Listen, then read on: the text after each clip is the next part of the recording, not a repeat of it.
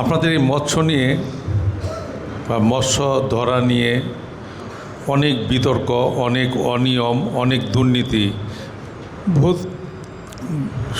বহু আগে থেকেই চলে আসছে।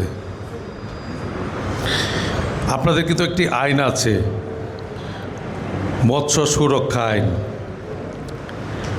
আপনারা যারা মাছ চাষি আছেন, আপনাদের এই আইনগুলো জানতে হবে যে কি কি জিনিসগুলো আপনারা করতে পারেন, কি কি করতে পারেন না। বিশেষ করে প্রতি বছরই কিন্তু ইলিশ ধরা থেকে বিরত রাখার জন্য 10 দিন 15 দিনের একটি সময় বেঁধে দেওয়া হয়, যে সময় ইলিশ মাছগুলো ডিম ছাড়ে।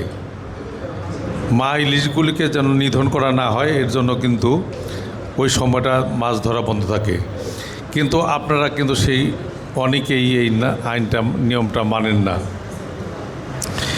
কিছুদিন আগে এমনও দেখা গেছে যে কোনো এক ব্যক্তি নৌকালাকে 1500 টাকার বিনিময়ে স্লিপ দিয়েছে।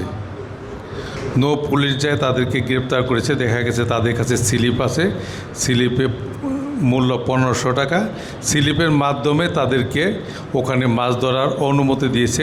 তারা কিন্তু প্রশাসনের কেউ না, প্রশাসনের বাইরে যারা ইলিগালি কাজ করে, নিজের ব্যক্তি প্রভাব খাটিয়ে তারা এই কাজগুলো করেছে।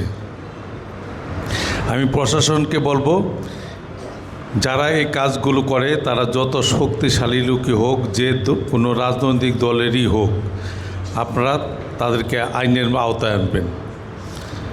আইন সকলের জন্যই সমান।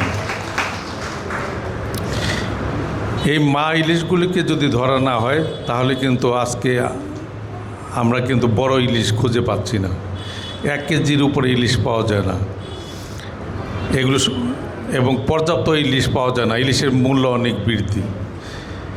এই ইলিশের মূল্য বৃদ্ধি হওয়ার কারণ, একমাত্র কারণ হলো যে আমাদের মা ইলিশগুলিকে ধরা হয় এবং কারেন্ট জাল ব্যবহার করা হয়। এই কারেন্ট জাল কিন্তু অবৈধ। কারেন্ট জাল বলেন, চায়না জাল বলেন, যেটাই বলেন, কোর্ট থেকে যদি কেউ ইনজাংশন নিয়েও এসে থাকে, সেটা কিন্তু অবৈধ জাল তৈরির জন্য মনে হয় আনি নাই। ওরা যে অবৈধ জালটা তৈরি করে, তার জন্য কিন্তু কোর্ট ইনজাংশন দিবে না। হয়তো জেনুইন যারা করে তাদের জন্য হতে পারে, তবে যাদের লাইসেন্স আছে তাদের ব্যাপারে কোনো কথা নেই। কিন্তু লাইসেন্সবিহীন যারা জাল তৈরি করেন, তাদেরকে সকলকে এই আইনের আওতায় আনতে হবে। আপনার যে কারোরই ব্যবসা করার অধিকার আছে, কিন্তু সেটা দেশের প্রচলিত আইন মেনে আপনাদেরকে করতে হবে। সরকারের অনুমতি নিয়ে আপনাদেরকে করতে হবে। তা যদি না করেন, আপনাদেরকে আইনের মুখোমুখি হতে হবে। আপনারা অনর্থক আমাদের জেলে ভাইদেরকে কষ্ট দিবেন না। জেলে ভাইরা যেন ক্ষতিগ্রস্ত না হয়, তা সেই দিকে আপনারা খেয়াল রাখবেন। কারণ এই জেলে সম্প্রদায় কিন্তু দিন দিন বিলীন হয়ে যাচ্ছে। আমাদের বর্তমান প্রধানমন্ত্রী এই জেলে সম্প্রদায়কে, তাদেরকে কর্মক্ষম করার জন্য, তাদেরকে কাজে লাগানোর জন্য, তাদের নিজের পেশায় ফিরে যাওয়ার জন্য কিন্তু অনেক প্রকল্প হাতে নিয়েছে। যেমনি করে খাল খনন, নদী খননের প্রকল্পগুলি তিনি নিয়েছেন। এই আড়িয়াল বিল থেকে 16টি খাল বের হয়ে পদ্মার সাথে, ইছামতি নদীর সাথে সংযোগ হবে, যাতে করে এর মধ্যে এই 16টি খালের মধ্যে, খাল নদী সহ 16টি, এর মধ্যে অলরেডি 7টি টেন্ডার হয়ে গেছে। বাকি 9টা কিছুদিনের মধ্যে টেন্ডার হবে এবং এই বছরই এগুলি খনন হবে।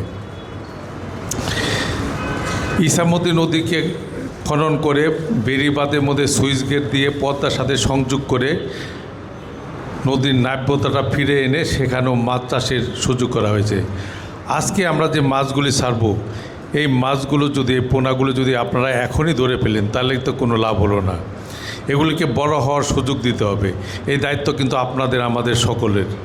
তাই আসুন সকলে মিলে আমরা দেশকে ভালোবাসি, এই মৎস্য শিল্পকে ভালোবাসি, মৎস্য শিল্পের উন্নয়ন করি।